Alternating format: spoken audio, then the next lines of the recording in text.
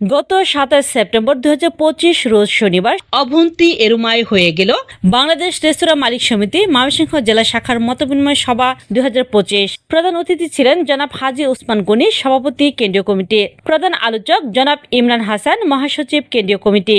বিশেষ অতিথি জনাব মোহাম্মদ ফিরোজ আলম সুমন, প্রথম যুগ্ম মহাসচিব কেন্দ্রীয় কমিটি। জনাব তৌফিকুল ইসলাম, সাংগঠনিক সম্পাদক কেন্দ্রীয় কমিটি। জনাব মিজানুর রহমান মিজান, কোষাধ্যক্ষ কেন্দ্রীয় কমিটি।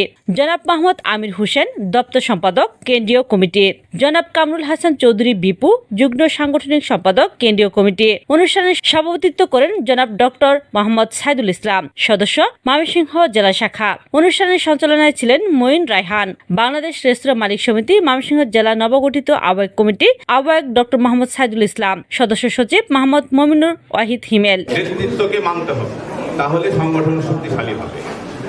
আমরা যেটা করি, আমাদের মহাসচিবকে নেতৃত্ব দেন, আমরা কিন্তু তার সাথে একমত। যদিও মতের অমিল থাকতে পারে, দ্বিমত থাকতে পারে, সেটা ইসের বাইরে, সমিতির বাইরে, কিন্তু উনি যে সিদ্ধান্ত নেন আমরা কিন্তু মেনে নিই। একজন গবেষক হিসেবে আমার একটা প্রস্তাবনা থাকবে যে এই যে সমস্যাগুলো আপনারা আইডেন্টিফাই করলেন এবং এইখান থেকে উত্তরণের যে উপায়গুলো, সেই উপায়গুলো নিয়ে আমাদের একটা নির্দেশিকা আপনারা তৈরি করে দিবেন, একটা ব্রোশিওরের মতো করে।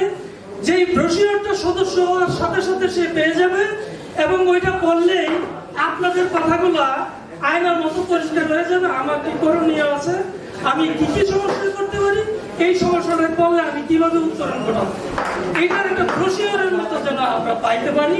এইটা কেন্দ্রীয় নেতৃবৃন্দের প্রস্তাবনা থাকবে। বিস্তারিত আলোচনা শেষে মধ্যাহ্নভোজের মাধ্যমে পরিসমাপ্তি হয়। শাকিল আহমেদ, ক্যামেরা চোখ, ময়মনসিংহ।